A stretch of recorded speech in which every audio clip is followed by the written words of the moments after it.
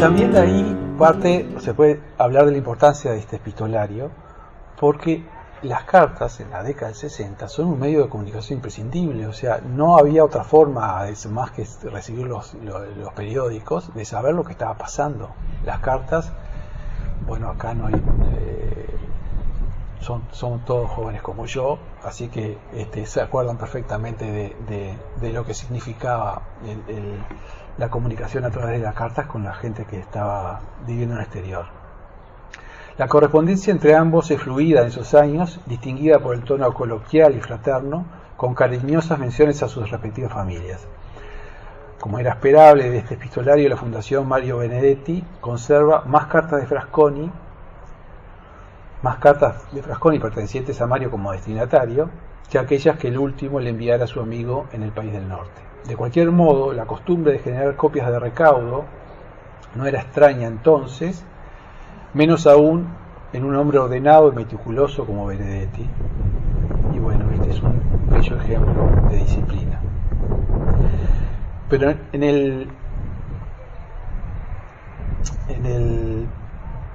le decía que de ese tono que le imprime Antonio a sus misivas, de un reclamo amistoso, derivado con prontitud al cuestionamiento de sus colegas uruguayos y llegando a veces a la queja generalizada por la indiferencia a la que entiende se somete su obra por estos pagos.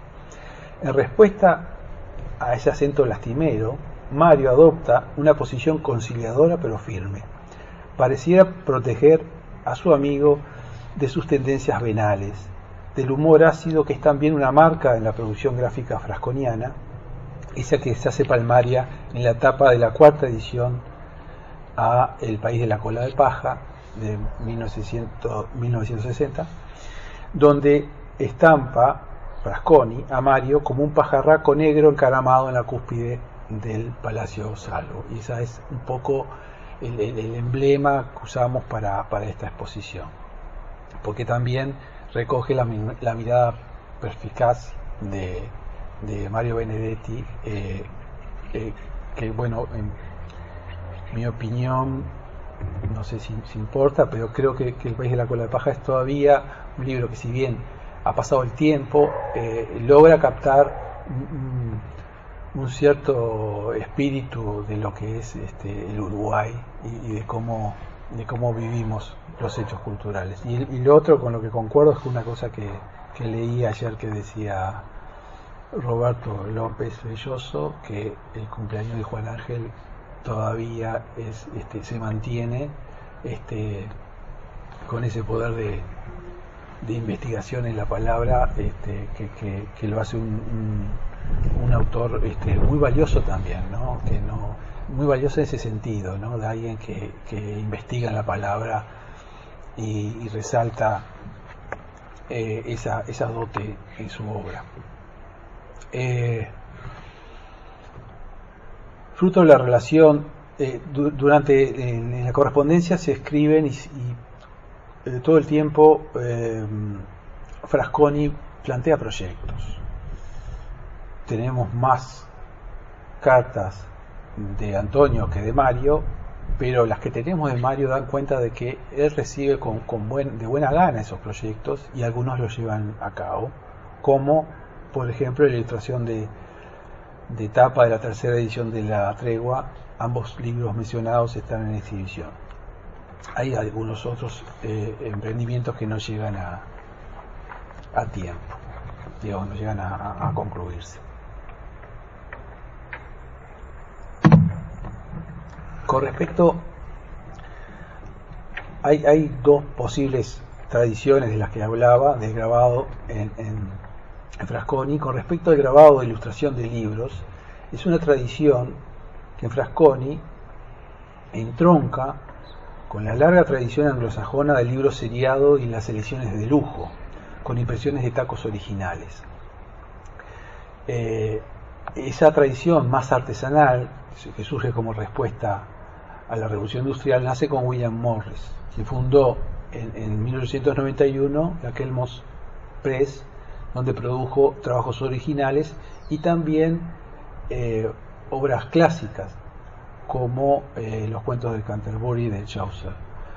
en el 96. Eso es, Frasconi en esta década del 60 logra publicar libros de o sobre los autores clásicos de Poe, de Whitman, de Thoreau, de Lorca y contemporáneos suyos como Neruda y Jan Wall.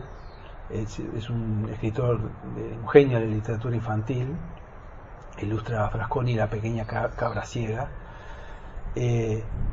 Algunas de estas obras muy importantes y que le valieron premios internacionales y reconocimientos importantes son mencionadas también en la correspondencia. Y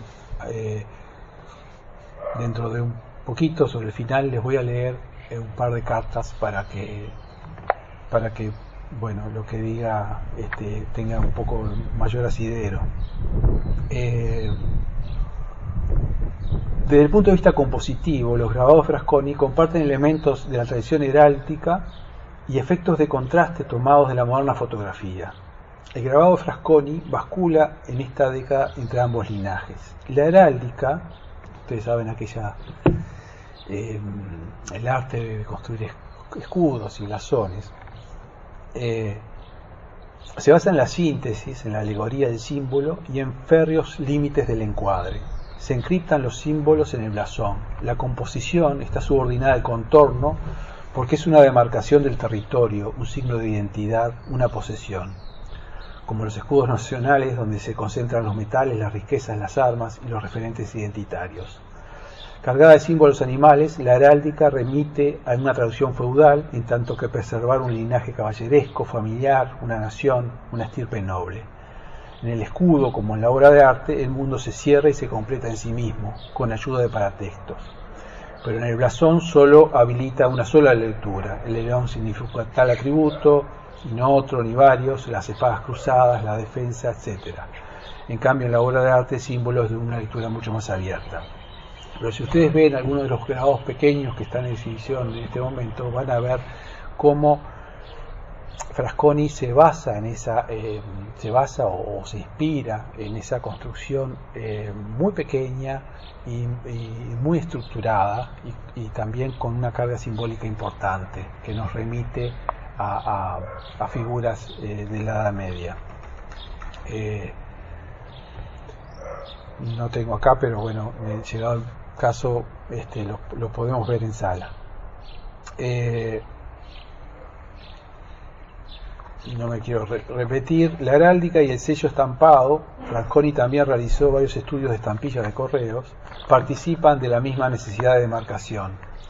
El grabado también opera como un sello de distinción a un tipo de tradición, una impresión de lujo, ediciones finas, cuidadas, numeradas, las llamadas artes del libro de estampas. Acá es muy importante porque Frasconi consigue en Estados Unidos el apoyo de la participación en The Spiral Press, una imprenta fina estadounidense fundada por el tipógrafo Joseph Blumenthal, que es un tipógrafo que ha dejado nombres a estas tipografías, es muy importante, y que funcionó entre el 26 y el 71, y la prensa diseñó e imprimió libros para Robert Frost, Auden, Pablo Neruda, William Carlos Williams, Franklin Delano Roosevelt. Es decir, los clientes de estas impresiones eran clientes institucionales que incluyeron al Museo Metropolitano de Arte, a la Biblioteca Morgan, al Museo de Arte Moderno, la colección Frick, a Random House, a CBS Television Network, en fin. Quiere decir que se hacían ediciones especiales, numeradas, y que tenían un alto valor estético y económico también. Acá estuve viendo que este catálogo que sacó en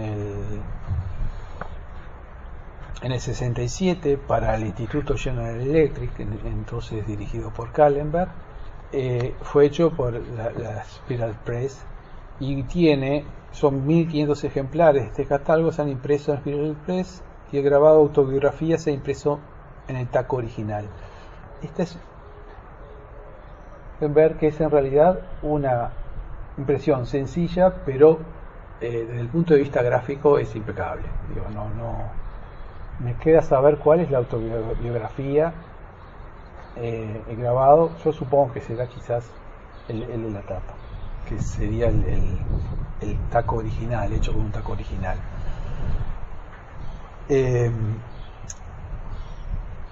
Bueno, hay una segunda tradición que se mezcla con esta, que les refería más relacionada con la vanguardia, que es relacionada con un efecto fotográfico, que es otro de los hallazgos de Frasconi, y que es muy difícil de realizar en grabados en madera, y que se observa claramente en las texturas de los cielos, en el vuelo de las bandadas de las aves, y en ciertas soluciones realistas, o casi hiperrealistas, que el grabador incrusta con precisión de joyero en la estampa xilográfica. Nada desentona, ambos lenguajes conviven en perfecta armonía. Hay un grabado en la entrada donde se puede ver un horizonte, un atardecer, parecería una gran bandada de aves, y las aves tienen en su simpleza una veracidad que es fotográfica, y eso él lo incorpora a un grabado que por lo demás es convencional, como xilografía, y sin embargo funciona perfectamente. O hacía este tipo de cosas. Por ejemplo, no sé si ustedes alcanzan a ver que hay como un cielo constelado, ¿no? Que da también algo que quizás con la fotografía no se pudiera, salvo con una fotografía de alta resolución, no se puede llegar a dar esa sensación de un cielo tan constelado de estrellas. Y bueno, esas soluciones que son casi fotográficas, él logra incorporarlas a esa otra tradición del grabado como cosa heráldica, como símbolo, y lo utiliza para retratos y paisajes, logrando un clima muy sugerente. Otra de las novedades más volcadas a una tradición o a la vanguardia, hablar de tradición vanguardista suena un poco contradictorio, pero bueno, hoy en día las vanguardias históricas nacidas en el siglo XX ya han generado su propia tradición, y no se puede hablar de que sigan siendo rupturistas. Entonces, de algún modo se puede hablar de dos tradiciones, y la tradición vanguardista de Frasconi forma parte de eso, ¿no? Decía que era el empleo de grandes tablones que recogía en la parte de atrás de los supermercados, los jueves, eso me lo decía en una entrevista, que depositaban incluso muebles, y que él había cambiado el mobiliario de su casa varias veces en esas que acá incluso hasta en Montevideo yo lo llegué a ver en tiempos de vacas gordas, que la gente deja los muebles en la calle, ¿no? Bueno, los muebles, las maderas, Frasconi las reutilizaba y hacía grandes impresiones de buenas dimensiones de sus héroes del jazz, como esta de Duke Ellington, que donó al Museo de Artes Visuales, que tiene más de un metro de alto, y que bueno, respeta las texturas de la madera, las vetas y ese tipo de cosas que son muy importantes para el lenguaje y la autonomía del lenguaje, que era lo que se estaba buscando en el grabado. Es decir, ya no es tan importante, o no es solamente importante el retrato, que podría ser fotográfico y más fiel, sino una visión más expresiva del retratado a través del énfasis en el lenguaje grabado en sí mismo.